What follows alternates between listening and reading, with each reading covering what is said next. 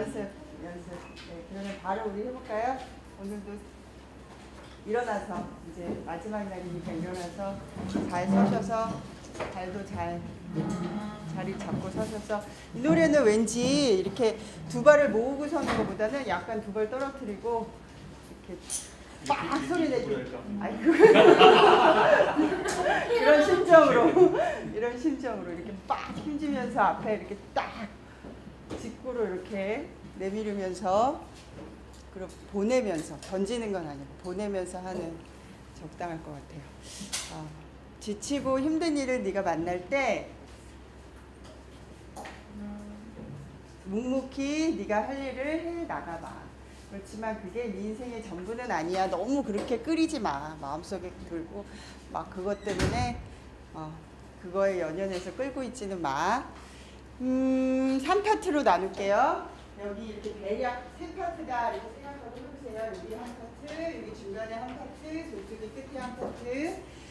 이렇게 대략 내가 이쪽 파트지. 이쪽 파트부터 오늘은 할까요? When 하나 둘 시작. When I'm weary, when I'm weary, when I'm weary, cast your fire in persevere and never mind it, never mind it, never mind it. When I'm weary, when I'm weary, when I'm weary, cast your fire in persevere and never mind it, never mind it, never mind it. When I'm weary, never mind it. When I'm weary, cast your fire in persevere and never mind it, never mind it, never mind it, never mind it, never mind it. 잘하신다. 이 소리를 들어가면서 해보세요. 얼마나 잘하시는지 몰라요. 마지막으로 네 파트하고 오늘 딱 마칠게요. 네 파트는 네 파트. 여기 이렇게 뒤에서 이렇게 1, 2, 3, 4. 사실은 한 두 사람끼리 손잡고 걸어다니면서 이렇게 해도 이렇게 들어가는 그런 거거든요. 선생님 믿으신데요? 저보다 먼저 출발하셨는데 제가 모시러 갔었다가 네 이렇게 적당히 그룹을 지으실 수 있으시겠어요? 이렇게 어떻게 지금 결정하세요. 이제 막 빵끈하지 않게 한번 손 들어볼까요? 이 파트 네 여기 이렇게 천리스까지 이 파트 여기 이 파트 하세요. 이 파트 그쪽 3파트 하실래요? 그럼 여기에 2파트 할게요. 여기 3파트 여기 4파트 이거 어디요? 이거 어디예요? 이쪽이 2하고 이쪽이 3, 4 왜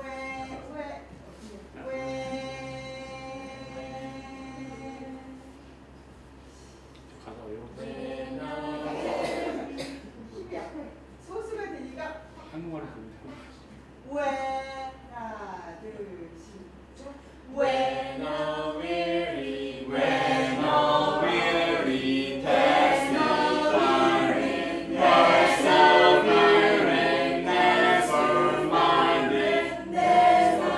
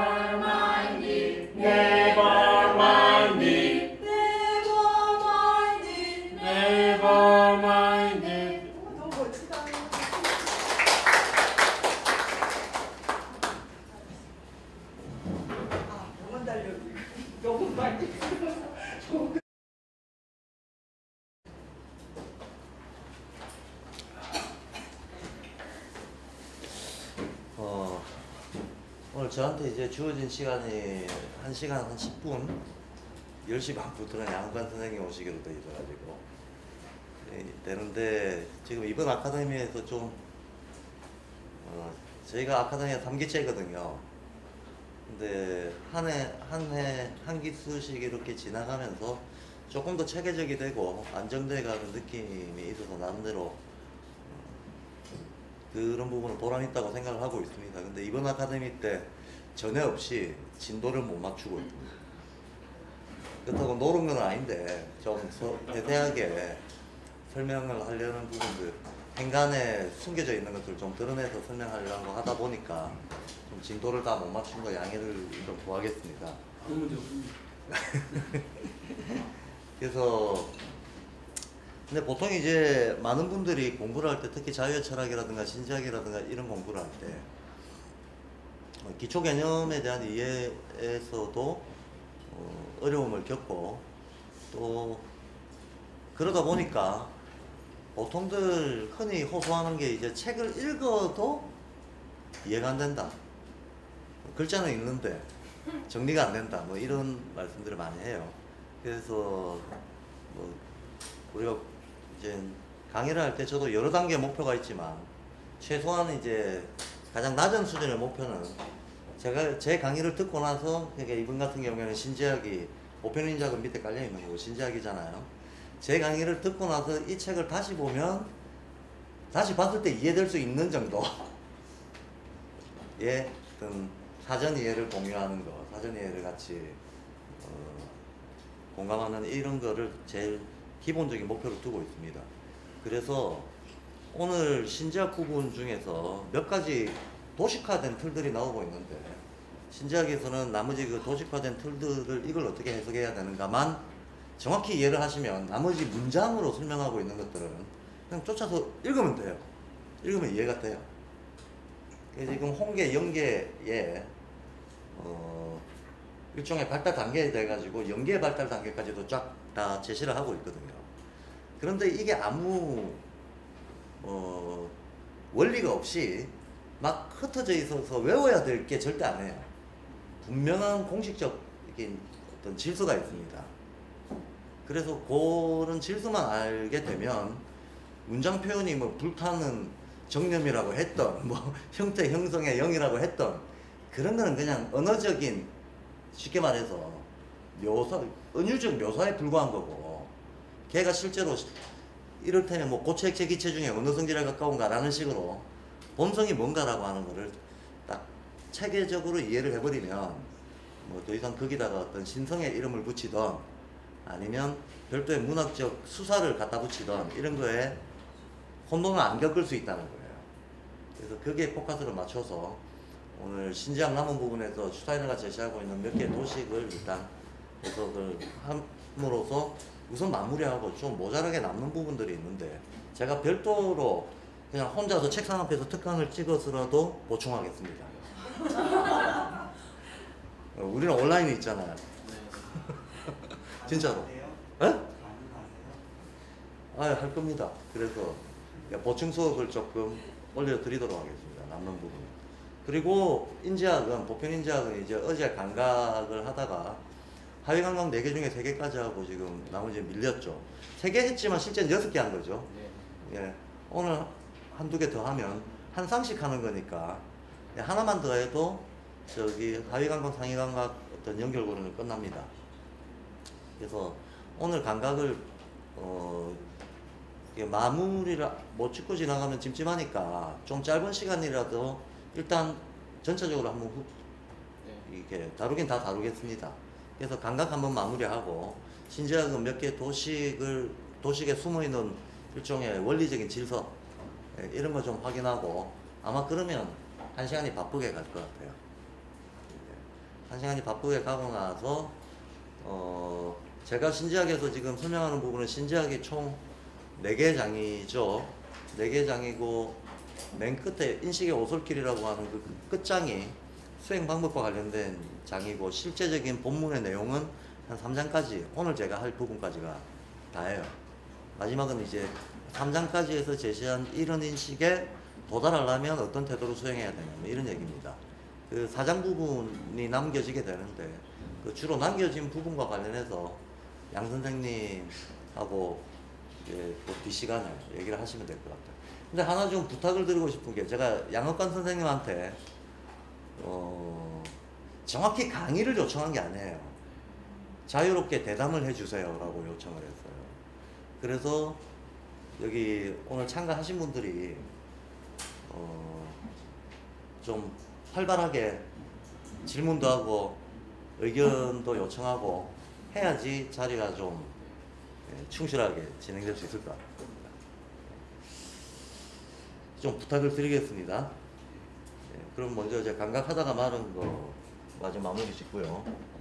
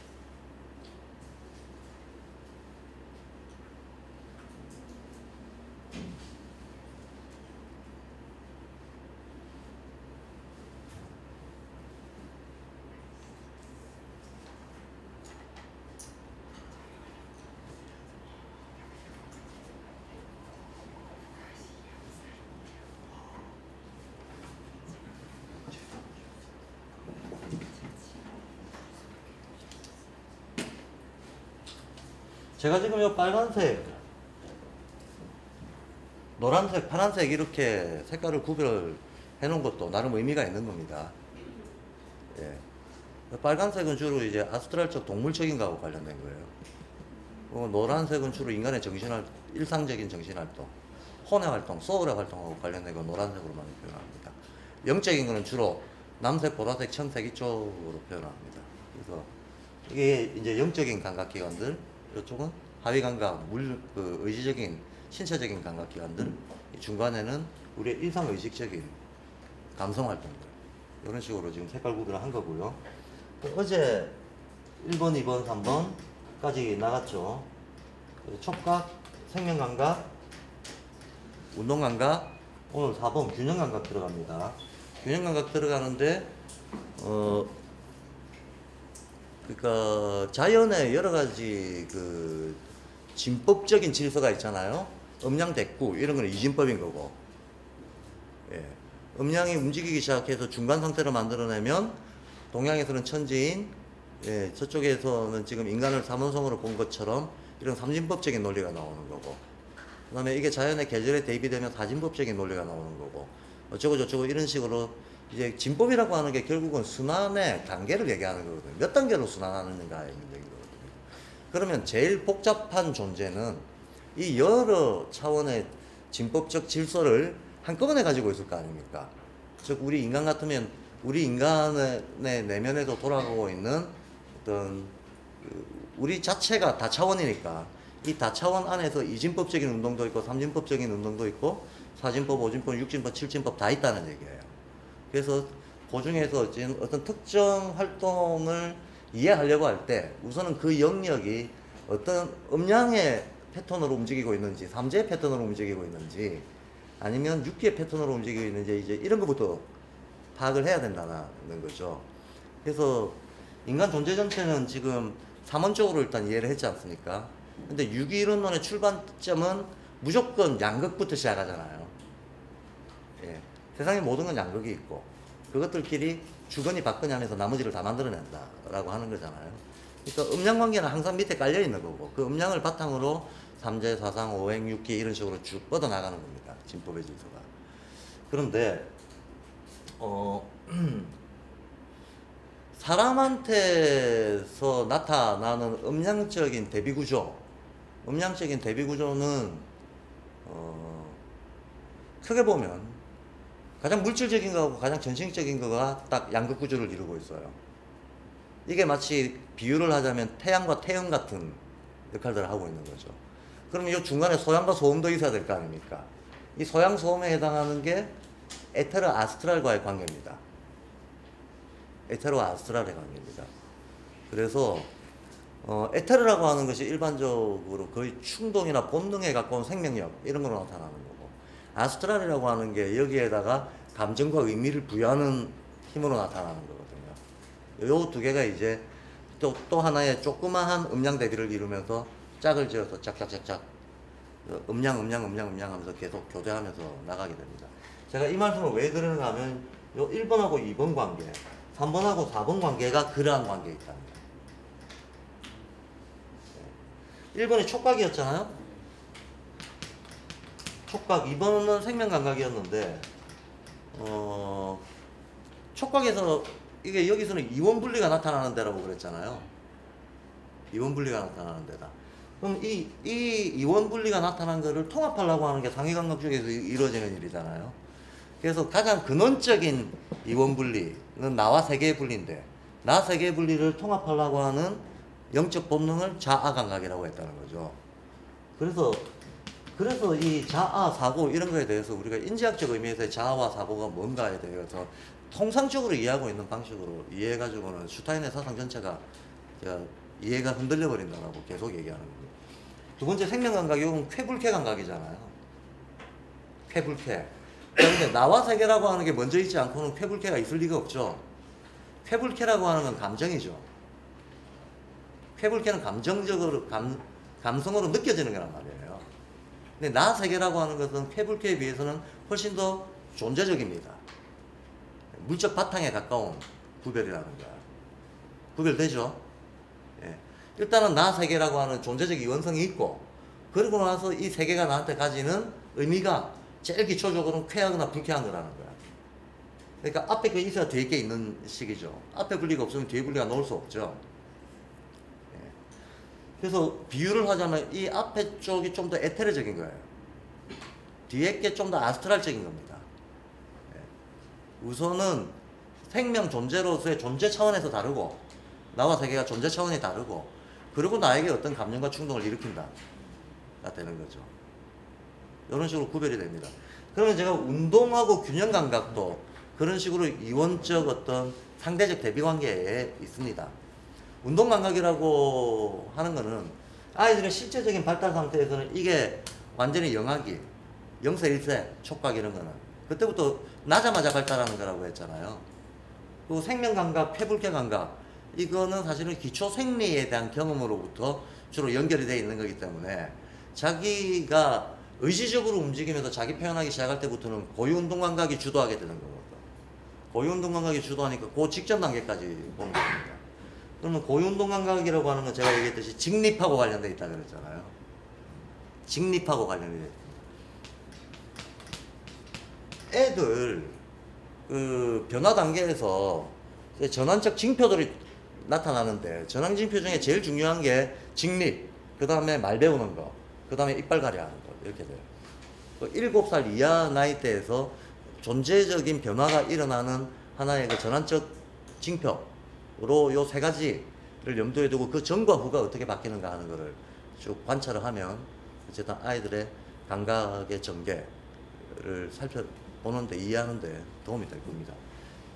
자, 생명감각부터 그리고 또 하나 염두에 둬야 될 거는 촉각이고 생명감각이 1번, 2번, 3번 이런 것들이 이게 대체가 되는 게 아니에요. 여기서는 촉각이 발달하다가 여기서는 생명감각이 발달하고 그런 게 아닙니다. 1번 감각이 발달하기 시작하면 얘는 여기서부터 시작해서 계속 가는 거예요. 계속. 그럼 그 위에 2번 감각이 겹쳐지는 거죠. 그 위에 또 3번 감각의 발달이 겹쳐지는 식입니다. 그러니까 겹쳐지면서 계속까지 촉각 같은 경우도 한번 발생하면 끝까지 갑니다. 끝까지라고 하는 건 죽을 때까지. 한마디로 죽을 때까지 충족 안 된다는 거예요. 충족되면 전부 신됩니다. 예. 해탈합니다. 충족된다면. 그러니까 끝까지 간다는 거예요. 물론 발달 자체는 어느 정도 가다가 이제 지체되죠. 근데 어쨌든 이게 어렸을 때만 작용하고 만다라고 생각하면 안 돼요. 어렸을 때만 작용하고 마는 게 아니고 단지 여기서 스타트할 뿐이다라는 겁니다. 마찬가지 다른 것도 다 마찬가지. 여기서 스타트한다. 스타트하면서 주도해 나가고 겹쳐진다. 라고 그리셔야 됩니다. 그러면 생명감각은 자기의 어떤 기초 생리작용에서 느끼는 쾌불쾌 감각인데 그 쾌불쾌 감각이 조금 더 자기의 능동적인 의사의 표현 이런 거하고 연결되는 것은 직립을 하고 난 이유다. 직립을 해야 자기 자유의지로 돌아다닐 수도 있고 사물에 영향을 줄 수도 있고 그죠? 이 과정 자체가 자기 표현이 되는 거죠. 그래서 이 직립을 한다라고 하는 이 현상하고 언어 감각하고 연결이 되잖아요. 우리가 정신적으로 표현하는 것은 언어일 테고, 예. 행동으로 표현하는 것은 이제 걷기 시작하면서 손발이 자유로워지면서 몸으로 할 수 있는 자기 표현들이 있는 거죠. 몸과 마음의 어떤 표현 방식, 이게 여기서 시작된다. 이거 이해하기 쉽습니다. 근데 내가 먼저 있어야 그 다음에 쾌불쾌가 있듯이 내가 어떤 세계에 대해서 나 자신을 표현하려고 하는 게 있고 나면 그 다음에 오는 거는 상대방과의 조율이라고 하는 문제가 있는 거예요. 상대와의 조율. 홀로 사는 세계가 아니잖아요. 홀로 사는 세계가 아닙니다. 반드시 인간은 특히 사회적 존재로서 인간의 자기의 사회성이라고 하는 거를 익혀나가는 과정에서는 반드시 환경, 이게 사람이면 상대라고 할 테고 사람이 아닌 조건들은 환경이라고 하겠죠. 환경이 됐던 사람이 됐던 상대방이 있는 거예요. 예. 애들이 막 직립해가지고 이제 아장아장 걷기 시작할 때는 주변 상황에 대한 어떤 균형적인 고려 같은 게 있을 리가 없잖아요. 애들이 힘 조절을 못 하잖아요. 그래서 힘 조절을 못 하잖아. 어떤 대상물에 대해 가지고 어느 정도 강도로 이렇게 내가 예컨대 목이 말라 물이 마시고 싶어. 근데 종이컵일 때하고 유리컵일 때하고 쇠컵일 때하고 쥐는 힘이 달라야 될 거 아닙니까? 근데 애들은 요런 조절이 안 된다는 거죠. 아직 경험도 부족하고, 예. 조건에 따른 자신의 어떤 조절, 자기 표현 자체도 내 마음대로 표현하는 게 아니고 주어진 관계의 조건에 따라서 표현하는 양식을 달리해야 된다라고 하는 인식이 처음부터 생기지 않는다는 거예요. 그러니까 여기에서는 자기 몸을 개발하고 자기 힘쓰는 어떤 가동 범위를 알아가고 하기에 바쁜데 그 첫 과정이 지나가고 나면 곧바로 닥치는 게 관계 속에서의 균형 조절 문제, 그러니까 과제로 닥치게 된다는 거예요. 과제로 닥치게 된다. 길 줄밖에 모르던 애가 걸을 줄 알게 되면 얼마나 좋겠습니까? 그리고 걷는 것밖에 못하던 애가 뛰게 되면 얼마나 자유로워지는 걸 느끼겠습니까? 그런데 경사진대에서 뛰는 거하고 오르막길에서 뛰는 거하고 평지에서 뛰는 거하고 힘을 같이 줘가지고 큰일 나죠. 평지에서 뛰는 힘으로 내리막길을 뛰어갔다가는 당장 굴러 자빠지겠지. 이런 거를 처음부터 알지는 않는다는 얘기예요. 그래서 쉽게 말해서 상호작용입니다. 존재가 있고 나서 감정이 생기듯이 나를 인식할 수 있는 활동들을 하고 나서 상대와의 상호작용을 인식할 수 있게 된다는 겁니다. 이 상대는 물리적 상대, 환경으로서의 물리적 상대도 있는 거고, 예. 구체적인 어떤 사람이 될 수도 있고 동물이 될 수도 있고 식물이 될 수도 있고, 상대가 뭔가에 따라서 내가 표현하는 방식이 달라져야 돼요. 그런데 상대를 인식하는 것은 우리가 어떻게 인식을 하는가? 상대를 일단 이해를 해야 상대가 뭐다라고 하는 느낌이 있어야 내가 어떻게 조절하면 관계를 맺을 수 있다라고 하는 거를 알게 될 거 아닙니까? 상대를 이해하는 게 선행이 돼야 된다는 거죠. 결국 균형 감각이라고 하는 것은 신체적인 차원에서 봤을 때는 말 그대로 물리적 균형 감각입니다. 물리적 균형 감각. 자기 사지의 균형을 잡을 때 평지에서 잡는 거, 내리막길에서 잡는 거, 좁은 길에서 잡는 거, 예. 뭐 어떤 바닥의 경도가 단단한 데서 잡는 거, 물렁한 데서 잡는 거 다 달라질 거 아닙니까? 예. 단지 균형 잡는 게 문제가 아니고 상황에 맞게 균형 잡는 게 중요해집니다. 그리고 조금 더 아이들이 이제 자기만의 세계에서 벗어나서 소위 또래, 친구 감정들이 생기기 시작하면 똑같은 표현을 했는데도 어떤 애는 화내고 어떤 애는 즐겁게 같이 놀고 어떤 애는 삐지고 어떤 애는 장난이고 똑같은 표현이 다른 방식으로 관계 지어진다라고 하는 거에 대해서도 반복적으로 경험을 하게 되겠죠. 이 속에서 상대를 봐가면서 눈치라고 하는 게 생기는 거죠. 이제 아, 이쪽에는 저렇게 해야 되는구나, 저쪽에는 저렇게 해야 되는구나 라고 하는, 내가 원하는 게 내 속에서 올라오고 있는 충동은 똑같더라도 이 충동이 실현이 되려면 이 조건에서는 이렇게 해야 된다, 저 조건에서는 저렇게 해야 된다라고 하는 상황에 대한 눈치가 생기기 시작한다는 겁니다. 그게 신체적으로도 정신적으로도 생기는 걸 균형 감각이라고 해요. 근데 이게 눈치가 생긴다는 것은 곧바로 이해죠. 상대를 이해한다는 겁니다. 상대를 이해해야 상대하고 사이에서 어느 정도의 적절한 밀당을 할 것인가를 알 수 있게 된다는 점에서, 그래서 이거하고 연결되어 있는 감각이 뭐냐 하면 여기 있는 감각이 아시죠? 청각이에요. 청각이에요. 실제로 언어 발달상에서도 듣는 거 먼저 말하는 거 나중이죠. 그죠?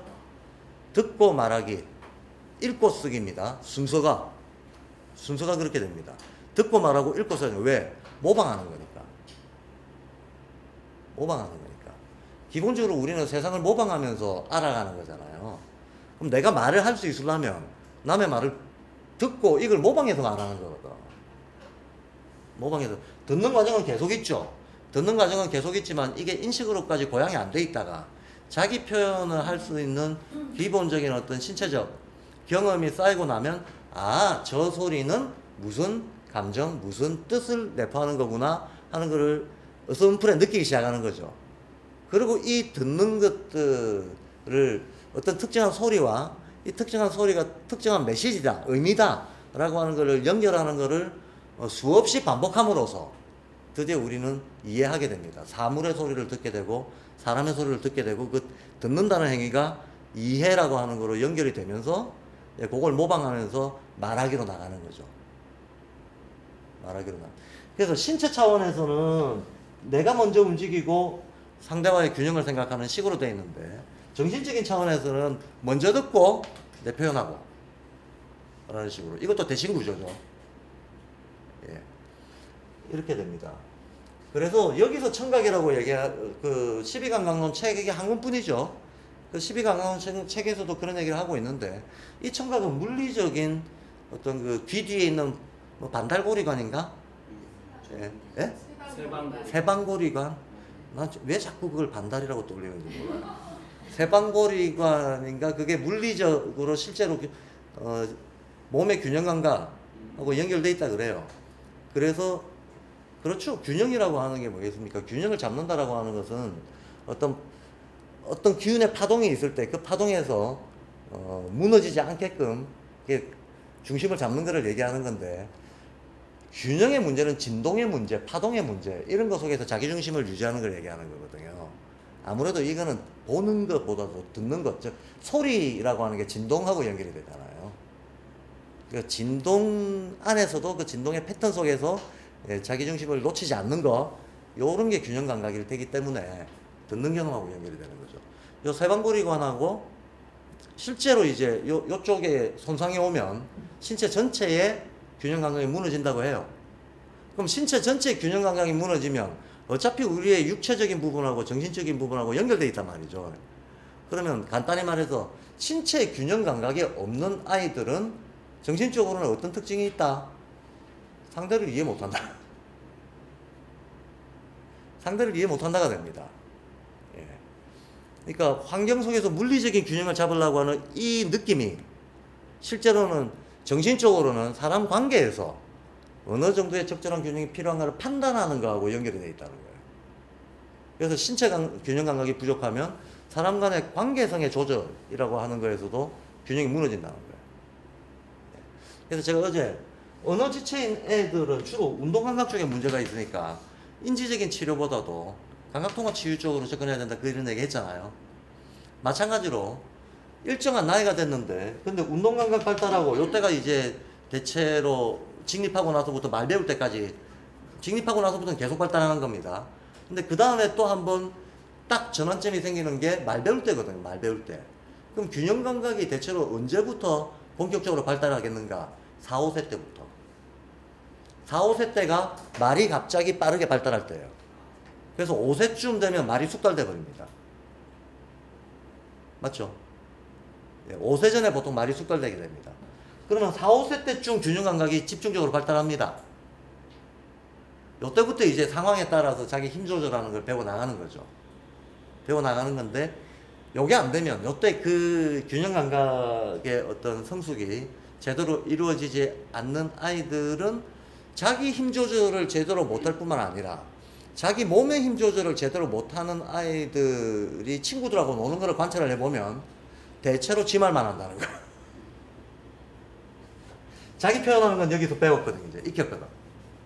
근데 상대하고 조절하는 게 아직 미숙하단 말이지. 그러면 상대 말은 못 듣고 지 말만 하는 거죠. 이렇게 나타나 버립니다. 애들 가만 관찰해보면 그런 애들이 있어요. 대화를 하고 있는데 상대가 뭐라 말하고 있는데 이거는 생략하고 지 말만 계속해. 그런 애들 있죠. 사실은 그런 어른들도 많죠. 그런 어른도 많아요. 주거니 받거니가 안 되고, 예, 상대가 주는 건 다 흘려버리고 일방통행으로 계속 쏘는 경우들 많이 경험합니다. 많이 경험합니다. 어렸을 때 요게 부족했다는 얘기예요. 어렸을 때 요게 부족했다는, 이거의 어떤 건전한 성숙이 어느 정도 이제 자리 잡지 못한 상태에서 그 다음 단계로 넘어가 버렸다는 거죠. 그래서 균형 감각하고 운동 감각은 마치 촉각하고 생명 감각이 존재가 생기고 쾌불쾌가 생기듯이 자기를 표현하고 나서야 상대와의 조절을 생각할 수 있다라고 하는 이런 상대적 음양 관계로 이해를 하시면 가장 잘 이해가 될 겁니다. 그래서 이쪽에 이제 청각이라고 하는 것도 따라서 이거는 물리적 청각의 의미도 있지만 오히려 청각이라기보다는 조금 더 확장된 의미로 생각해 보면 상대에 대한 이해 감각인 셈입니다. 예. 어느 정도 밀당을 해야 될 건가의 전제 조건으로서 이 상대 상태가 어떤가, 환경의 상태가 어떤가 하는 눈치를 알아채는 거, 알아채는 전 과정을 여기서는 그냥 청각이라고 하는 거예요. 영어에서는 보면 히어링 스피킹이라고 그냥 되어 있어요. 근데 이 히어라고 하는 게 물리적 히어만 얘기하는 게 아니라는 거죠. 내가 상대하고 있는 어떤 환경이나 상대의 상태를 이해한다는 측면에서 히어한다, 듣는다라고 하는 표현을 쓰는 겁니다. 그리고 또 하나 좀 지금 뭐 많은 얘기를 할 수는 없고 요 배후에 작용하는 영적인 힘들이 있다 라고 하거든요, 슈타이너가. 그래서 그 배후에 작용하는 영적인 힘들을 뭐라고 얘기하는가 하면 여기는 그냥 근원적인 힘이다, 이거 뭐라고 지칭할 수 없는 근원적인 힘이다 그래요, 촉각에 대해서는. 그 다음에 생명감각에 대해서는 여기에서 0에서 아트만이라고 할 수 있는 힘이 이 생명감각에 보이지 않게 개입되어 있다 라고 얘기합니다. 아트만, 마나스푸티 아트만 할 때 그 아트만. 그 다음에 따라서 그 다음 운동감각은 아트만 아래쪽 하나, 아래쪽 생명형, 생명형적인 힘이 보이지 않게 개입되어 있다. 그렇죠, 운동감각 자체가 활기니까. 그 다음에 이쪽에 가가지고는 생명형 밑에 있는 영적 자아, 상대와의 균형을 잡으려고 하는 것 속에서 영적 자아라고 하는 어떤 배우의 뭐가 작동을 하고 있다. 이래 놓고 이쪽은 요거 청각이 있는 데는 천사가 작동한다 그래요. 천사가 작동한다? 어느 감각이 있는 대천사가 작동한다? 천사 얘기 나오면 또 발도르포 공부하는 사람들이 제일 또 막 헷갈려하는 부분들이 그 천사 이름 얘기 나오기 시작하면 이게 멍미가 돼버립니다. 근데 이 천사의 의미가 뭔가만 이해하고 나면 헷갈릴 필요 전혀 없습니다. 천사의 의미가 뭔가를 이해하고 나면 천사의 이름은 별로 안 중요하게 됩니다. 천사의 이름. 도덕경에 보면 그런 얘기가 나오잖아요. 말은 뜻을 알기 위해서 있기 때문에 뜻을 알고 나면 말을 잊어라. 뜻은 도를 알기 위해서 있는 거기 때문에 도를 알고 나면 뜻도 잊어라. 예. 그러면서 이런 비유를 하죠. 뗏목은 강물을 건너가기 위해서 필요한 건데 뗏목을 타고 강물을 걷는 사람이 그 다음에 평지를 걸어가야 돼, 산길을 걸어가야 되는데 이놈의 뗏목을 이고지고 가는 놈은 바보다. 강을 건너고 나면 뗏목은 버려라 라는 거죠. 예. 똑같습니다. 우리가 공부를 하는 과정에서는 어쩔 수 없이 수많은 비유와 은유와 어떤 개념 논리의 도움을 받아야 됩니다. 개념 논리의 도움을 받아야 되지만 그 작용과 성질이 어떤가를 이해를 했다 치면 잊어도 돼요. 소통을 위해서 필요하면 다시 소환하면 됩니다. 근데 중요한 거는 그 내용을 이해하는 거지, 예, 그 명칭을 외우는 게 아닙니다. 근데 그 내용이 이해가 안 돼 있을 때는 막 써놓고 줄줄줄 외우잖아요. 외우는 걸 통해서 이해에 도달하지 못합니다. 근데 일단 이해가 되고 나면 외우는 거는, 예, 필요할 때 불러서는 부차적이게 돼버린다는 거예요. 그래서 천사 이름 외울 필요는 별로 없습니다, 사실. 천사가 뭘 의미하는가 알면 돼요. 자, 여기를 천사, 여기를 대천사라고 합니다. 그리고 여기에다가, 여기 사고감각이 있는 자리잖아요. 여기에 그리스도를 갖다 붙여요.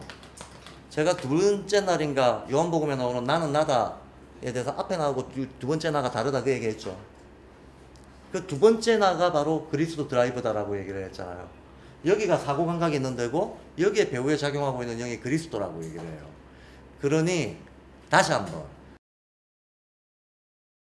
인지학에서 말하는 사고라고 하는 것은 신적인 태도로 관조 명상하는 것을 사고라고 하는 거지, 그걸 사고라고 하는 거지 감정이나 이성이나 이런 거는 아니다라는 거.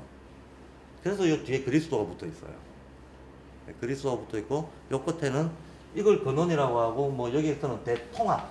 그래서 사실 자아 감각은 우주적 수준의 통합 감각이다 라고 하는 거. 배후에 작용하고 있는 영적인 힘도 그거다. 네. 우주를 완전히 이론적으로 압축해내려고 하는 어떤 힘이다 라고 연결이 되어 있습니다. 그래서 요 뒤에 이제 작동하고 있는 배후의 영적인 힘들이 뭘 의미하는가 정도를 이해하고 있으시면 12감각 그 책 보는데 많이 도움이 되실 거예요. 그럼 지금 이해가 안 되는 부분이 천사, 대천사 이 부분이죠. 천사, 대천사. 천사라고 하는 거, 그 천사, 대천사 얘기가 수행 내용 쪽으로 들어가면 들어갈수록 천사 얘기가 많이 나오거든요. 근데 이제 결론부터 말씀을 드리겠습니다. 천사라고 하는 것은 개인 정체성을 결정하는 어떤 영적인 힘, 이걸 천사라고 해요. 그러면 대천사는 집단 정체성을 결정하는 집단홈, 이걸 대천사라고 합니다. 자, 우리가 나는 무엇인가 라고 했을 때 나라고 하는 거의 개념 정의가 사실은 단순하지 않아요. 나는 나의 신체 특징이기도 하고, 나의 감성이나 성격의 종합이기도 하고, 나의 인간관계에서 규정되는 것이기도 하고, 사회적인 위상이나 이런 것이기도 하고, 이 중에 어느 하나가 나인 게 아니고 때려 뭉쳐서 나잖아요. 때려 뭉쳐서 나기 때문에 아무래도 발달 단계에서 어렸을 때는 자기의 신체적 특징으로 자기를 파악할 수밖에 없죠. 한문에서도 이게 용어가 구별이 됩니다. 이 수준, 자기의 신체적 특징의 종합으로 자기를 이해하는 거, 요거를 기라고 합니다. 기. 이때 기자가 몸기자입니다. 반면에 상대와의 관계, 사회적 관계, 위상. 근데 내가 황인종이다. 황인종은 벌써 세계적 차원에서는 인종적 위상을 가지고 있잖아요. 백인종, 흑인종하고 그 상대적인 의미 부여가 돼 있단 말이죠. 세계적으로. 내가 남자다. 그럼 여자하고 상대적 관계에서 의미 부여가 돼 있는 거죠. 가난하거나 부자다. 역시 마찬가지로 사회적 의미 부여가 돼 있는 거죠. 학벌이 됐건 지역이 됐건 뭐가 됐건 이게 사회적인 어떤 의미 부여가 돼 있단 말이지. 이 사회적인 의미 부여의 망 속에서 내가 어떤 특정 위치를 차지하고 있는가, 요렇게 이해하고 있는 정체성을 자아라고 합니다. 그러니까 자기하고 자아는 다른 거죠. 자기가 좀 더 물리적인 특징의 종합인 거고, 자아는 좀 더 사회적 관계의 종합이 되게 되는 거죠. 여기까지가 우리가 흔히 말하는, 우리가 평생 살아가면서 가지게 되는 정체성이 자기나 자아인데, 이걸 넘어서는 정체성을 가지려면 이제 의식 수준이 발달해야 되겠죠. 그래서 자아가 결국 우리가 평소에 말하는 에고라고 하는 거일 텐데, 이 에고, 탈에고, 에고를 벗어나는 어떤 정체성을 가지는 사람들도 있단 말이죠. 그래서 자기의 이기적 중심성에서 벗어나가지고 인류 보편의 입장에 선다든지 영적인 입장에 서는 데까지 의식이 발달한 사람들은 자기라고도 말할 수 없고 자아라고도 말할 수 없어요. 자기 정체성의 중심이. 그래서 동양에서는 한문으로는 이런 보편자적 입장에 올라선 어떤 정체성을 나오자를 씁니다. 나오자. 그래서 이게 다 달라요. 자기, 자아, 오, 이게 다 다릅니다. 그래서 우리가 독립선언문 읽을 때 첫 문장을 주시해야 됩니다. 오 등이 자예. 내가 보편자의 입장에서 말한다. 라고 하는 걸 선언하고 있는 거죠. 예. 이 보편자라고 하는 것을 어디까지 벗어나야 되는가 하면 개인 정체성에서도 벗어나야 되지만 이것도 에고지만 집단주의도 집단 에고거든요. 그렇죠? 예. 자기 내로 동감적으로 모든 걸 끌고 들어와 가지고 폐쇄 독점적으로 예. 경계를 정하고 예. 이거 중심으로 움직이려고 하는 거. 이게 개인한테서도 나타나지만 집단에서도 나타나기 때문에 아 수준, 조금 전에 자기 자아 얘기했는데 아 수준을 제가 에고 수준이라 그랬는데 이 에고 수준도 다시 개인적 에고도 있지만 집단 에고도 있다는 거예요. 뭐 우리말로 해서 이기주의도 있지만 집단 이기주의도 있잖아요. 패거리주의. 특히 인간은 자기 개인 에고를 형성하기 전에 먼저 패거리 의식부터 가지거든요. 패거리 의식부터 가지고 정근대인들일수록 패거리 의식이라는 게 딴 게 아니고 소속감으로 자기를 규정하는 거잖아요. 소속으로 자기를 규정하는 거예요. 그래서 실제로 이제 우리가 얼마나 집단 혼적이냐 혹은 개인 혼적이냐라고 하는 거가 아무래도 뭐 개인주의라고 하는 게 이 현대 문명에서는 서구에서부터 출발한 것이다 보니 서양인들하고 동양인들하고 대비가 잘 되죠. 이런 부분이. 동양인들은 아무래도 정근대성에서 근대성으로 넘어온 부분이 쟤들이 한 4, 5세기 동안 힘들게 넘어왔던 것을 동양은 아무리 길어도 1세기밖에 안 됐잖아. 예. 그러니까 아직도 집단 혼적인 흔적들이 많이 남아있죠. 그 대표적인 게 우리가 내 집 이렇게 말 안 하잖아요. 다 우리 집이라고 얘기하지. 이거부터 시작하는 거죠. 우리 집이라고 얘기하고 뭐 저는 저기 비자를 작년에 처음 받아가지고 일본에 딱 한 번 가본 거 말고는 해외 나가본 적이 없어서 외국 사람을 나가서 만난 적은 없고 그냥 대충 이제 살다 보니 우연히 만나게 된 외국인들 그래 행동 특징을 가만 보니까 참 다른 게 많아서 야 이건 참 다르네 하는 걸 느낀 적이 참 많았어요. 근데 제일 많이 느꼈던 게 자기 소개할 때입니다. 자기 소개할 때 한국인들은 이제 명함이 대표적인 문화죠. 명함에 뭐 적혀 있냐? 자기 소속, 역할, 지위 이런 거 적혀 있잖아요. 물론 뭐 외국인들도 명함에 그런 거 적혀 있죠. 근데 외국 사람들이 명함 주고받을 때는 자기의 사회적 어떤 기능적 관계에서나 주고받는 거지 자기라는 인간을 소개할 때 명함에 나와 있는 정보를 전달하는 게 아니거든요. 그러니까 자기소개해라 라고 하는 자리가 있을 때 한국 사람들은 대체로 고향이 어디고 그러니까 옛날 사람들은 딱 만나면 고향이 어디냐 물어요. 어디입니다. 그러면 성씨 본관이 어디냐. 어디냐 그러면 파가 뭐냐 파. 고향이 어디 있는 부산인데요. 박씨인데 본관이 어딘가 밀양인데요. 밀양에 무슨 파 이렇게 나오는 거죠. 옛날 사람들일수록 이렇게 나옵니다. 그까지 다 확인하려고 그럽니다. 고향이 어디냐 묻고 학교 어디 나왔냐 묻고 그죠? 지금 직장 어디냐 묻고 그죠? 네가 속해 있는 커뮤니티가 어디냐를 자꾸 봅니다. 이 말은 그 커뮤니티가 곧 너다라는 거잖아요. 너가 속해 있는 집단 너의 소속 집단이 곧 너다라고 하는 식으로 사람을 봐가려고 한다는 거예요. 이게 집단론이죠. 집단론. 이런 식의 자기소개가 사실 계속되는 한은 우리는 개인주의 확립되기 힘들다. 근데 어느 정도 개인주의적인 문화가 우리보다는 훨씬 많이 퍼져 있는 서구인들 같은 경우에는 자기소개해라 그러고 나는 뭐 취미가 뭐고 집에 개 몇 마리 고양이 몇 마리 키우고 마누라하고 사이가 좋고 나쁘고 이런 얘기를 해요. 시간 나면 뭐를 즐기고 앞으로 뭐 해보고 싶다. 이런 얘기를 해요. 나의 성질을 얘기해요. 나의 성질을 얘기하는 거하고 소속을 얘기하는 거는 다른 베이스가 다른 거잖아요. 베이스가 다른 건데 우리는 나이 들어서까지도 이 집단 소속에 대한 애착을 벗어나지 못하고 사는 경우가 상당히 많이 있습니다. 그래서 엘리트는 엘리트대로, 건달들은 건달대로. 예, 건달형은 한번 해병은 영원한 해병 뭐 이런 식으로 나타나고, 예, 엘리트들도 뭐 내가 어디 출신인데 이런 식으로 나타나는 거죠. 예, 그거에 대한 자기 소속 정체성이 곧 나다라고 하는 거에서 평생 못 벗어나는, 이게 집단혼인 거죠. 이 집단혼은 여러 층위가 있는데 이 집단혼 중에서 제일 좀 광범위한 층이 어디겠습니까? 민족이에요. 민족입니다. 그럼 민족은 뭐로 정의됩니까? 민족 이상을 넘어가면 동아리 의식을 못 가져요, 사람들이. 예. 우리는 우리 민족 하면 막 피가 끓고 동일시가 되는데 동양인 이러면 별로 동일시가 안 돼요. 맞죠? 예. 민족의식인데 민족의식을 규정하는 제일 큰 요소가 뭘까요? 어디까지를 같은 민족이라고 하는 걸까요? 언어입니다. 예. 역사라고 하는 것조차도 기록과 기억에 의지하는 거기 때문에 이리저리 좀 왔다 갔다 할 수 있는데 꼼짝할 수 없는 증거는 언어인 거죠. 언어입니다. 그럼 언어 중에서도 문자 언어가 있고 말 언어가 있겠는데, 그죠? 힘이 어느 쪽이 더 셀까요? 말 언어가 훨씬 세죠. 훨씬 원초적이기 때문에.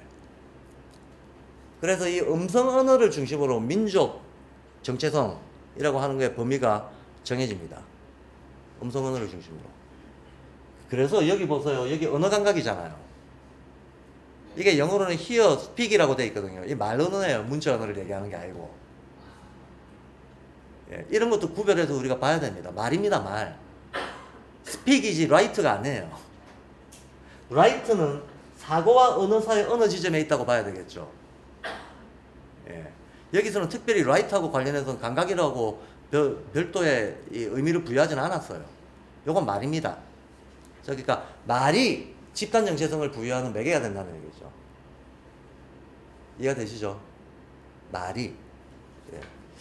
그래서 맞습니다. 우리가 이렇게 그냥 경험적으로 돌아보더라도 제가 경상도에서 19년을 살고 대학에 올라왔는데 뭐 지금 제가 한국에서 태어나서 한국 바깥에 안 나갈 의욕이 진짜 거의 없거든요. 제가 보통 다른 사람들하고 욕구의 구조가 좀 다른 것 중에 하나가 여행 다니고 싶은 욕구가 없어요. 싸돌아 다니고 싶은 욕구가 거의 없습니다. 싸돌아 다닐 시간이 있으면 그냥 혼자 멍 때리는 게 좋아요. 예. 그런데 어렸을 때부터도 그랬던 것 같아요. 그래서 뭐 아주 어렸을 때는 막 버스 타고 종점까지 가서 그 정도에서 끝이지 경상도를 벗어나 본 적이 없어요. 19년 동안 가만 생각해 보니까 19년 동안 무슨 이유에서건 경상도를 한 번도 안 벗어났어. 진짜로. 그래서 서울에 와서 딱 듣는데 서울 사람들 말투가 완전 신박한 경험인 거지. 어떻게 리듬이 저렇게 나오나? 그리고 그때 이제 경상도는 이제 비교를 해봐야 자기 악센트가 센지 안 센지를 알잖아. 나중에 비교를 해보니까 저는 서울 사람들 말하는 거 들으면 간지러워서 들어주지를 못하겠네.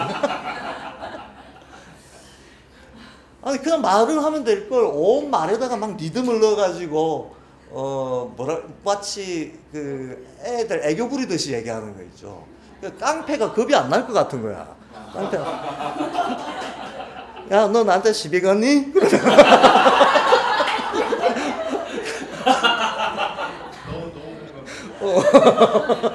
일부러 하는데 무섭지가 않아.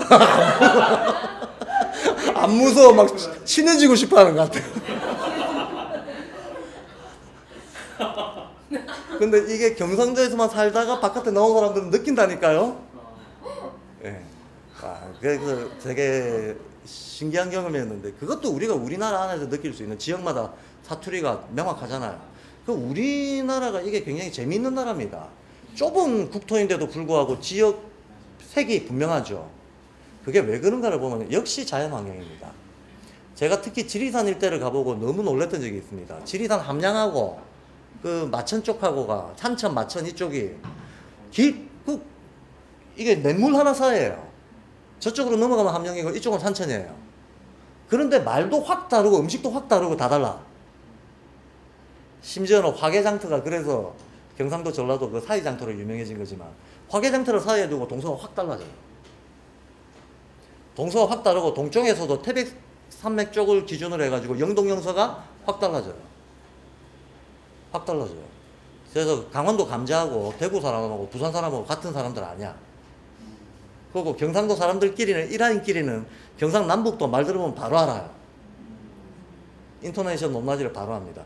그래서 서울의 탤런트들이 어줍잖은 경상도 사투리를 흉내낸 드라마 같은 거 보면 한 문장 안에서 앞은 경상북도 뒤는 경상남도. 진짜 그래. 경상도 사람들은 제 말 다 이해합니다. 맞죠?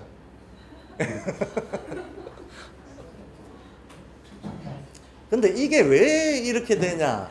결국은 우리가 그 연초에 제가 훈민정음 얘기도 많이 하고 슈타인은 언어 이론하고 훈민정음하고 연결한 것도 몇 번 강의를 했는데 결국 이런 언어적인 요소들을 결정하는 기본적인 거는 자연환경이에요. 자연환경입니다. 그래서 실제로 그렇습니다. 경상도가 악센트가 이렇게 높낮이가 된 거는 어떤 산악 지형이 이게 고저가 악산들이 많은 거죠. 악산. 깎아지른 산들을 악이라고 하잖아. 절벽이 깎아지르고 경사가 심하고, 경사가 심하다는 것은 바람의 세기가 세다는 얘기입니다. 바람의 세기가. 경사가 완만하면 바람이 완만할 수밖에 없어요. 근데 경사가 가파르면 바람이 세죠. 바람이 세면 소리가 세고, 소리가 세면 악센트가 세지는 거예요. 그런 식으로 악산이 촘촘하게 들어서 있는 데에서는 스타카토식의 강한 악센트가 나오는 거죠. 예. 그래서 그 악센트로만 놓고 보자면 경상남도 쪽보다 북도 쪽이 셀 수밖에 없어요. 태백산맥의 영향이 대략 경상 남북도 사이.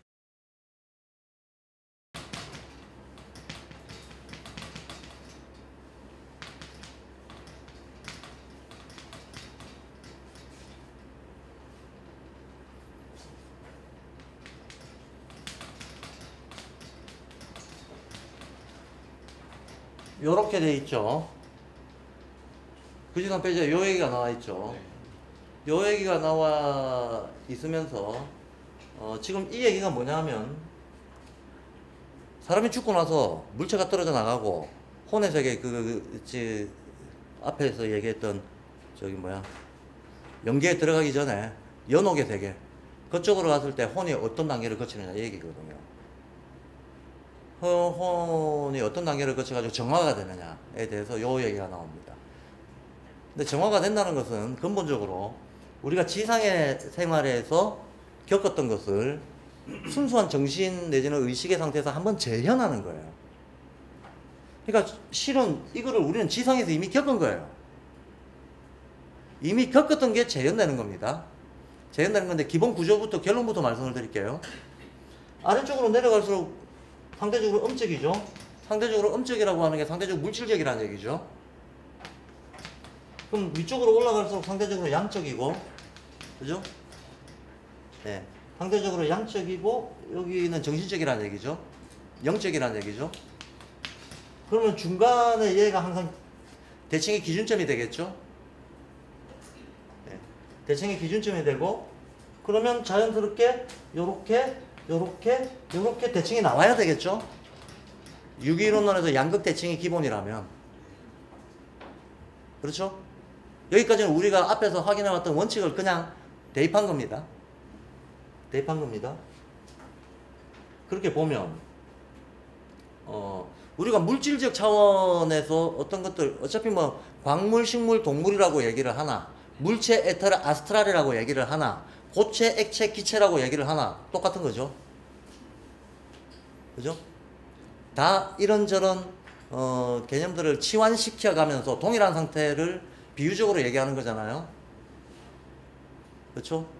그리고 고체, 이 순서대로 더 단단하고 더 조대한 놈, 고체, 더 정밀하고 더 미세하게 움직이는 애, 기체, 그 사이에 있는 애, 액체. 어차피 음중량입니다. 어차피 음주운양입니다. 그러면 우리 이 혼, 순전히 혼, 물질적인 요소를 제거하고 혼 안에서도 마치 고체액체 기체 이런 게 있다는 거야.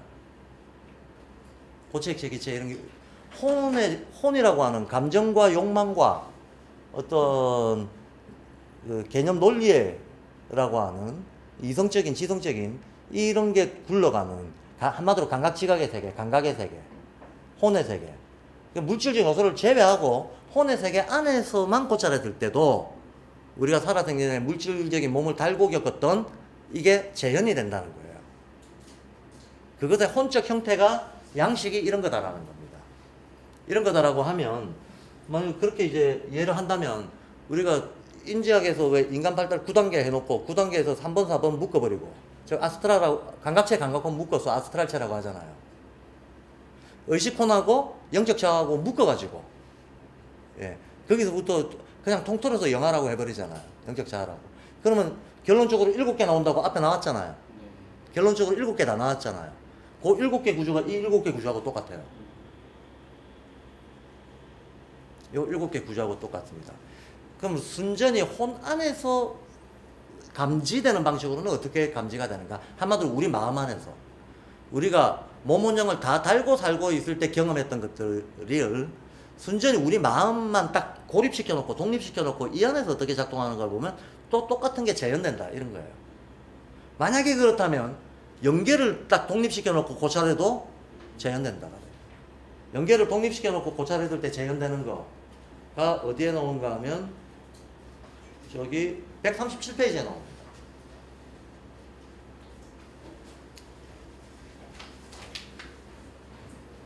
137페이지에 보면 몰 형상적 원상 존재 제1원 속에 형태를 창조하는 존재 제1원 속에 혼적 존재 제3원 속에 창조된 형태의 결정 형태 이런 게 나오죠. 말만 봐도 뭔 말인지 모르겠죠. 그죠? 네. 의미부여가 안 되잖아요. 이런 식의 표현들이 의미부여가 안 돼요. 6번 감각적으로 지각할 수 있는 형태와 그 형태를 창조하는 본성들 외에 혼적 생활을 하는 본성들이 작용하는 영역, 동물계, 그리고 어쩌고저쩌고 감성계에 나타나는 영역, 인간계, 질서가 눈에 안 보이죠. 인지학 공부할 때 항상 생각하셔야 될 거, 질서가 먼저다. 질서가 있다. 질서 없이 단편적으로 제시되는 암, 유기이론론에서는 원칙적으로 그런 암은 없어요. 우리가 간이 뭔 일을 하는가, 신장이 뭔 일을 하는가, 두뇌가 뭔 일을 하는가, 두뇌란 무엇인가, 무슨 기능을 하는가, 왜 그렇게 하는가를 이해하려면 두뇌를 이해하려면 신경을 이해해야 됩니다. 두뇌 작용을 이해하려면 소화 과정을 이해해야 됩니다. 예. 두뇌 형성을 이해하려면 호흡에서부터 폐를 통해서 들어온 기운들이 예. 어떻게 경락을 타고 돌아다니면서 피를 움직이는가를 이해해야 돼요. 안 그러면 두뇌가 왜 그런 작용을 하게 되는지 알 수 없다는 거예요. 하나를 알기 위해서는 연결되어 있는 것들을 다 같이 알아줘야 된다는 거예요. 이 통합적인 질서 속에서 이 하나를 이해해야 얘를 아는 거지. 얘에 대한 별도의 단편적 지식이라고 하는 것은 실은 망상이다. 실제가 아니다. 네. 이게 이제 제가 늘 하는 얘기지만 언어가 우리에게 주는 좋은 효과, 나쁜 효과가 다 있죠. 좋은 효과는 우리가 세상을 분별해서 볼 수 있게끔 해주는 게 언어입니다. 개념입니다. 그러나 동시에 그렇게 분별을 하는 데서 오는 부작용이 있죠. 분별은 분별일 뿐 연결을 끊어내는 것이어서는 안 되는데 우리 인간은 성향적으로 물리세계에서 관성의 법칙이 작동하듯 우리 정신세계에도 관성의 법칙이 작동해요. 그래서 사람들이 이 관성의 법칙 때문에 하던 대로 하는 게 익숙하고 익숙한 거에 대해서 의심을 안 하고 무의식적으로 반복하는 거, 그건 애초에 우리 인간은 이 세상의 모든 암들을 배울 때 모방을 통해서 배우고 반복을 통해서 기억하고 이런 식으로 세상을 배웠기 때문에 그렇기도 합니다. 그래서 개개인의 잘못이 아니라 어쨌든 관성의 힘이 작동한다. 물리세계에 작동하듯이 작동한다. 그래서 선입관 이런 게 힘이 센 거잖아요.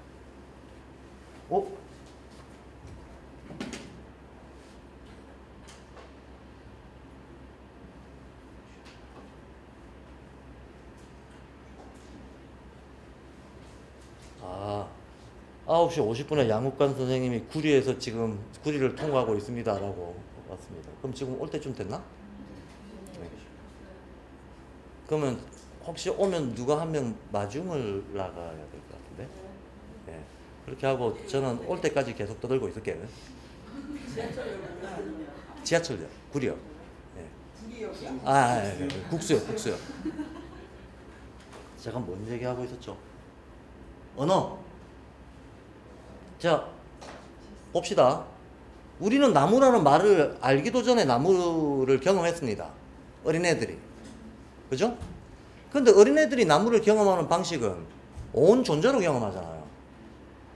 나무를 두드려 보고, 냄새 맡아보고, 살갗을 비벼보고, 쪼개보고, 그죠?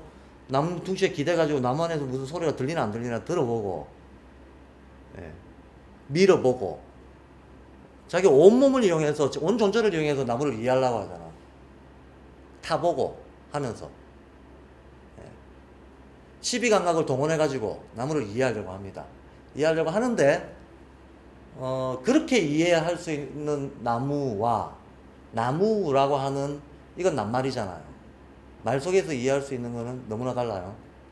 만약에 나무라고 하면 사전에 찾아보면 정의된 개념이 나오겠죠. 그 정의된 개념을 한마디로 지적으로 그 정의를 외우고 그 설명을 어쨌든 논리적으로 이해를 하고 하는가 하고 앞에 경험하고는 다른 경험이죠. 완전히 다른 경험입니다. 근데 앞에 경험이 부족한 상태에서 뒤에 개념 설명을 익혀버리면 어떻게 되느냐 하는 거예요. 이 개념 설명이라고 하는 것은 뭐든지 정의가 된다는 것은 범주 분류가 되고 이게 경계가 지워져야 정의가 되는 거거든요. 근데 사람은 관성의 힘이 있기 때문에 경계가 지워지죠.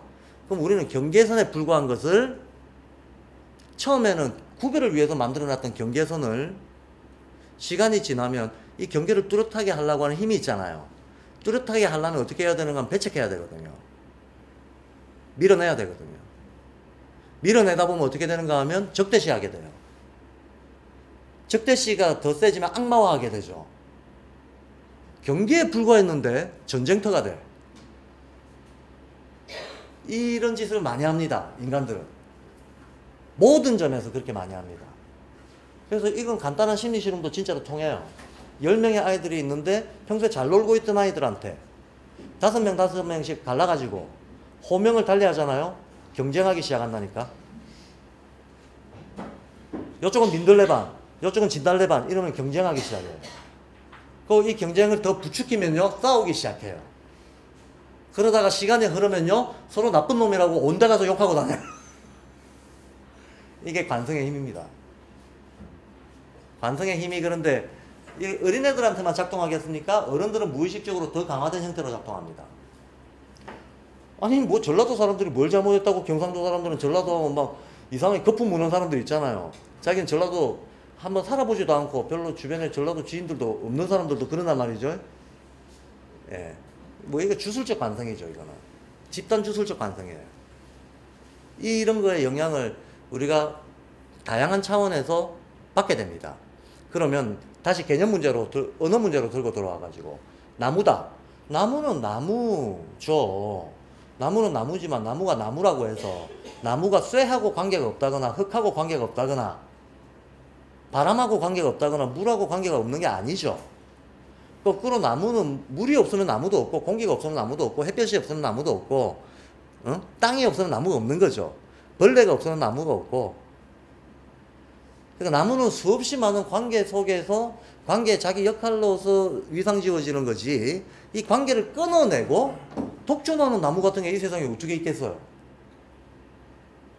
그럼 우리가 쇠를 정의하려고 해도 쇠를 이해하려고 해도 나무를 이해하려고 해도 바람을 이해하려고 해도 다 모든 것들과의 관계 속에서 이해를 해야 되잖아요.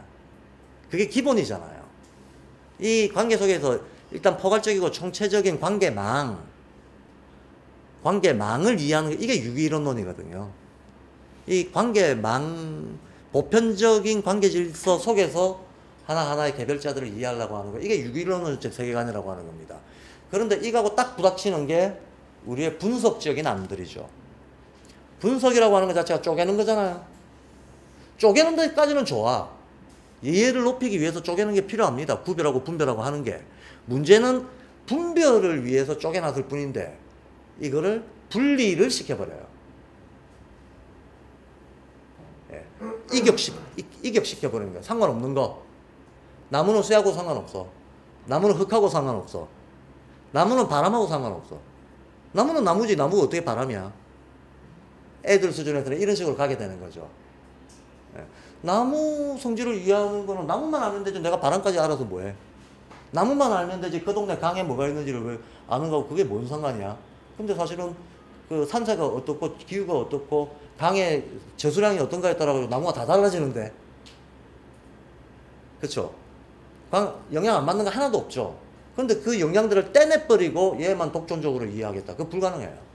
그런 식으로 이해를 했다 그러면 그거 망상이에요. 망상입니다. 그런데도 불구하고 바로 언어가 우리에게 주는 효과가 이런 망상적 관성을 가속화시킨다는 거예요. 말이 다르면 실제가 다른 줄 알아. 말이 다르면 실제가 다른 줄 알아요.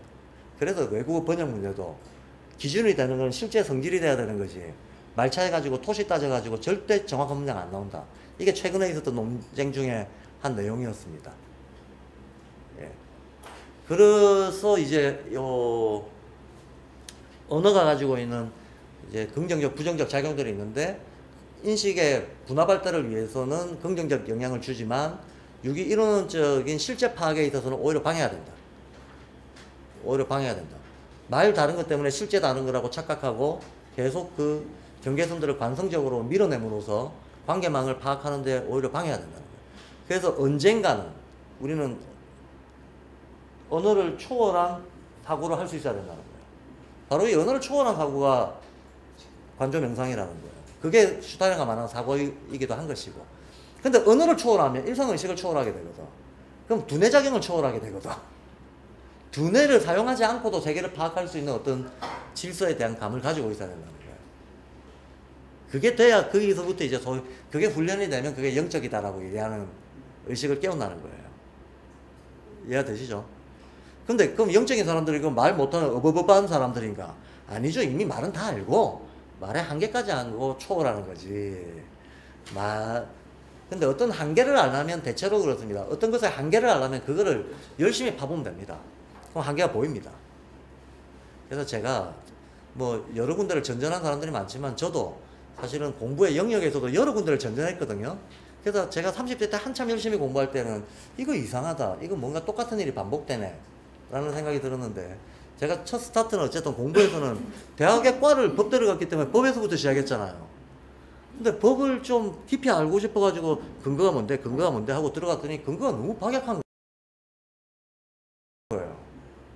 이건 뭐 별 근거도 없네. 이거 법이 근거를 가지려면 결국은 철학이네, 철학. 그래서 철학 쪽에 내려가가지고 또 철학을 쭉 훑어봤더니 근거가 뭔데 하고 가봤더니 맨 끝에 가니까 뭐 세상은 불이네 물이네 하는 황당한 소리들을 하고 앉아있으면서 왜 불인지 물인지 설명도 못해. 야 이건 무슨 황당 스토리냐. 이게 철학에서 끝이 안 나네. 그럼 그 다음 종교지. 그럼 또 근거가 뭔데 하고 막 파고 내려가 보니까 이것도 귀신 신화락으로 잘 빠지잖아요, 종교들이. 그 이해가 안 돼가지고 그럼 종교가 인간에게 어떻게 어떤 감흥으로 표현이 됐을 때 예술이 되고 뭐가 되고 하면서 이제 온 분야를 돌아다니면서 공부를 하게 되는데 특히 경제학 같은 거 공부해보세요. 경제학 딱 공부해보면 심리학 모르면 경제학 모르게 돼 있어요. 그럼 심리학 딱 공부하다 보면 생리 모르면 심리 모르게 돼 있어요. 그럼 생리 공부하려다가 보면 물리학 모르면 모르게 돼 있어요. 물리화학 모르면 모르게 돼 있어요. 그럼 물리화학 공부하다 보면 또 황당한 가정이 맨 끝에 있어요. 이런 식으로 파보면 근거가 얼마나 박약한가. 즉 한계 지점이 드러납니다. 한계 지점이 드러납니다. 그러면 우리는 그 한계 지점에서 한 번 더 도약하려고 하는데도 진화가 일어나는 거잖아요. 한계를 확인하지 못하면 진화가 일어나기 힘들거든. 그러면 언어를 초월하려면 뇌를 초월하려면 뇌의 한계, 언어의 한계를 의식해야 돼. 뇌는 이런 것이고 언어는 이런 것이기 때문에 이것으로 지시할 수 있고 이것으로 알매 도구로 삼을 수 있는 데는 어디까지고 그 이상의 관계망에 있어서는 무용지물이다 라고 하는 것을 의식하지 못하면 그 다음으로의 어떤 진화가 일어나기 힘들다는 거예요. 그런 의미에서 오송호 과정을 통과하지 않으면 의식권에 이를 수 없다라고 얘기하는 겁니다. 즉 알매 한계.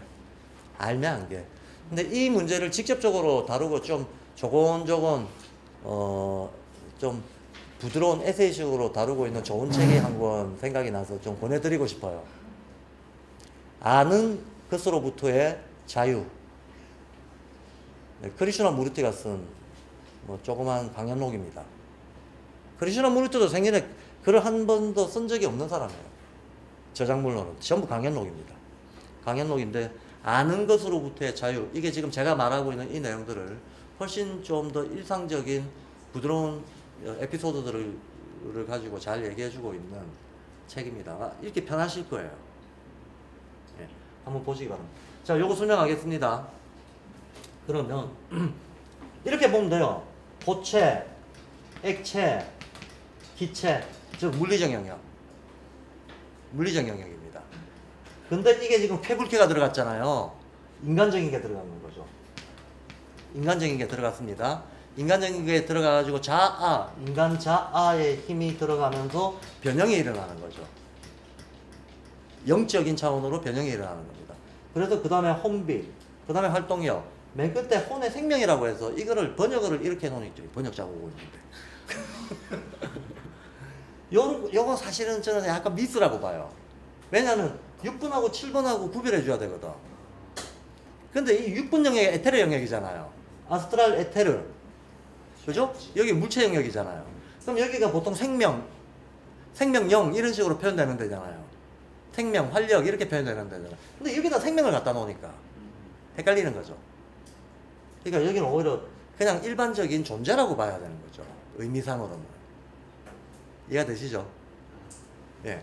그래서 우리 마음이 이렇게 된다는 거예요. 우리 마음이 물리세계가 그러하듯이, 물리세계의 저 제일 밑바닥에 고체 붙어 있듯이, 고체, 액체, 기체 이런 식으로. 자, 고체, 액체, 기체 차이는 뭡니까? 활동성, 정도 차이잖아요. 기체가 유동성이 제일 강하고 고체가 제일 정적이잖아요. 그래서 불타는 욕망, 불탄다. 그래서 여로에서 이제 이런 데서 언어의 방해를 떨쳐내야 됩니다. 불탄다. 그러면 우리는 머릿속에서 진짜 불을 생각 연상하거든. 그러면 고체처럼 안 느껴지고 기체처럼 느껴져요. 열기 막 이런 생각이 들어요. 그죠? 이게 오히려 표현이 방해가 되는 겁니다. 이게 실제로 의미하는 바는 뭐겠습니까? 불타는 욕망이 실제로 의미하는 정신 상태. 사이코패스적인 집착이에요.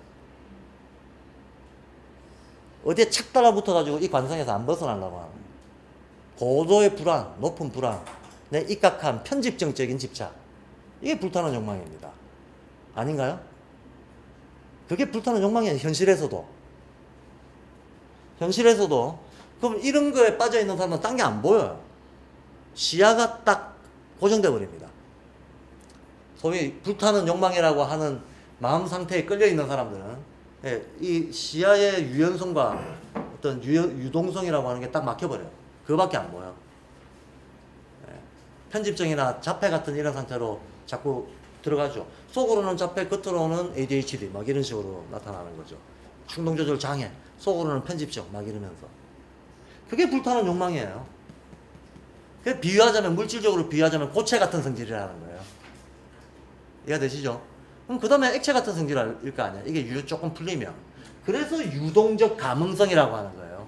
이제 드디어 소통이 된다는 거죠. 상대하고 주거니 받거니 할 정도의 유연성은 생긴다는 겁니다. 유연성은 기브 앤 테이크 할 정도의 유연성은 생긴다는 거예요. 예.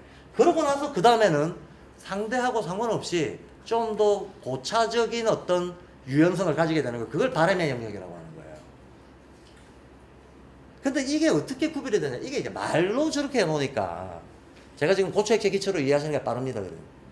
말로 저렇게 해놓으니까 지금 말 표현이 우리한테 자꾸 주는 이미지가 있어가지고 문제가 되는데, 어쩔 수 없이 지금 언어적으로 얘기를 하려고 하니, 자, I want 뭐뭐 하는 거하고 I wish 뭐뭐 하는 거하고 차이가 뭘까요? I hope 뭐뭐, I want 뭐뭐, I wish 뭐뭐. 우리는 다 뭐뭐 하기를 바란다 이렇게 번역해버리잖아. 이 세 개가 다 똑같냐 하는 거예요. 실현 가능성의 차이. 예? 실현 가능성. 어떻게? 위시랑 혹은 원투에 비해서 자기가 판단하기에 가능성이 적은 경우에 위시와 혹 중에서도 위시는 가능성이 거의 없다고 판단되는 경우에 쓰이고 있습니다. 이거는 관용적인 용법이 그렇다는 거죠. 네. 맞아요. 관용적인 용법은 이럴 수 있어요. 근데 그게 아니라 의건적인 의미. 원트는 보다 말초적인 예? 원트 같은 경우에서 보통 이제 영문에서 표현할 때보다 말초적인 표현인 것 같거든요. 위시라든가 혹은 정확한 어감 차이는 제가 잘 모르겠는데 그러니까 거기서 조금씩 벗어난 어떻게 이제 보다 얘기하자면 조금 더 다음 단계의 그런 표현인 걸 알고 있어요. 예. 제가 이걸 뭐라고 이론적으로 단정 짓는 건 아니고 제가 지금 말하고 싶은 거는 얘들 의건을 한 개 한 개 뜯어보면 그 개념의 원리적인 성격이 드러난다라고 봐요. 원리적인 성격. 그래서 의건에 기초해서 개념을 이 말들을 이해해보자면 원트라고 하는 거는 기브 앤 테이크를 얘기하는 겁니다. 내가 뭘 원한다? 원한다는 거는 뭘 줄게라고 하는 것도 이미 깔려있다는 거예요. 일종의 주거니 받거니의 차원이에요. 유동적 가능성의 영역이라는 거예요. 내가 원하는 게 있으면 주는 것도 있어야 되죠. 유동적 가능성의 영역이라는 거예요. 근데 호프라고 하는 거는 조금 더 의지적인 성격이 강합니다. 홉이라고 했을 때 HO 이게 하이 할 때 높다라고 하는 거하고 의건이 똑같거든요. PE 이게 PO fall 할 때 포인트 할 때 PO인데 어느 지점을 탁 찍는 거예요. 그건 뭐냐면 저 멀리 있는 목표점을 얘기하는 겁니다. 목표점 이정표를 얘기하는 거죠. 그래서 홉이라고 하는 거는 목표를 딱 정해놓고 달려갈 때 홉이라고 하는 거예요. 원트라고 하는 거는 주거니 받거니 하는 거예요. 근데 위시는 또 다릅니다. 위시하고 의건상 제일 WI로 시작되는 것들을 잘 보세요. 뭐가 있는지. 윈드. 바람이죠. 그 다음에 와이프. 윈드 대표적으로. 휘스퍼. 바람을 사람이 소리를 내면 휘스퍼가 되는 거예요. 그죠? 윙 날개 비슷하죠? 바람 날개 휘파람 뭡니까? 바람이 연상시키는 게 뭡니까? 바람이 연상시키는 거. 제가 평소에 가장 많이 치는 연주곡이 전부 바람자 들어가는 것들입니다. 바람의 시, 바람의 노래 뭐 이런 것들. 바람처럼 하면 그 뒤에 나오는 수로가 뭐가 되나요? 바람처럼 자유롭게 가 되잖아요.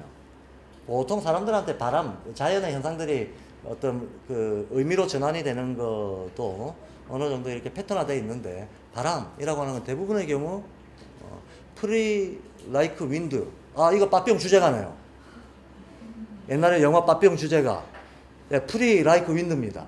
바람처럼 자유롭게. 딱 그거. 그게 관용어입니다. 관용어.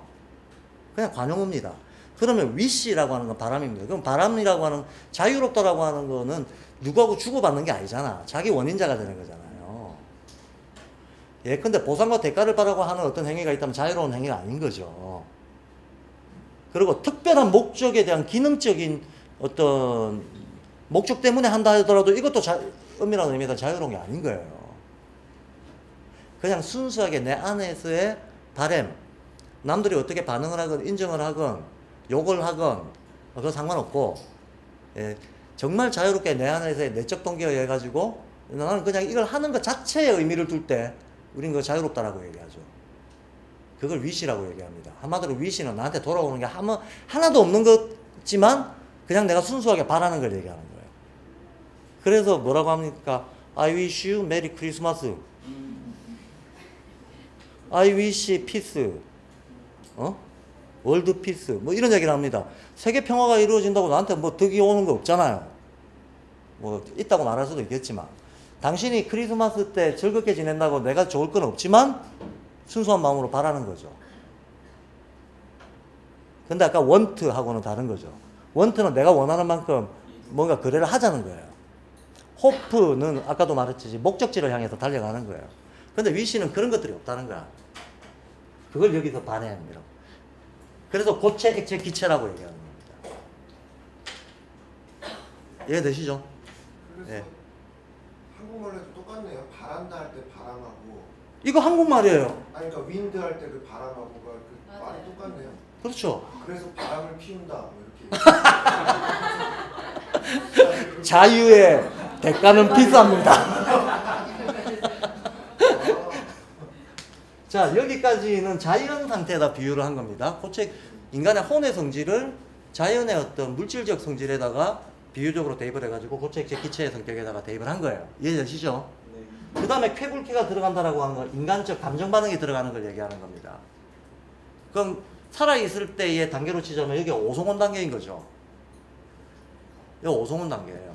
에고가 제일 강화되는 단계. 거기 이제 인간 자아의 작용이 들어간다고 보는. 여기가 혼빛이라고 되어 있는 여기가 의식혼하고 영적 자아가 합해져 있는 단계인 거죠. 그 다음부터는 똑같죠? 생명 영적 단계, 영인적 단계. 이렇게 올라가는 거죠. 이거 대칭 구조로 되어 있는 거고.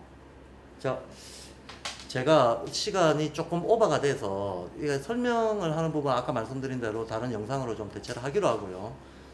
이게 구조가 똑같다는 것만 다시 한번 확인하겠습니다. 그래서 어쨌든 유기이론론이라고 하는 것은 차원을 달리하면서 다루고 있는 힘의 성질의 상태들을 달리하면서 계속 반복하는 겁니다. 반복하는 거기 때문에 큰 질서를 한번 알고 나면 헷갈릴 게 없어요. 같은 게 반복된다. 단지 개념만 달리하면서 계속 반복된다 라고 하는 걸 알면 아무리 복잡한 것도 이해할 수 있습니다. 마치 음양오행이 단순한 것 같지만 음양오행 가지고 수만 가지의 현상들을 자유롭게 이해할 수 있는 건 똑같은 거죠. 그 다음 여기에서 137페이지에 나오는 거 있잖아요. 이것도 똑같다라고 하는 것만 말씀드리고 지금 양옥관 선생님이 오셔서 제가 제 강의 끝나고 5분만 쉬고 바로 양 선생님 모시도록 하겠습니다. 137페이지에 보면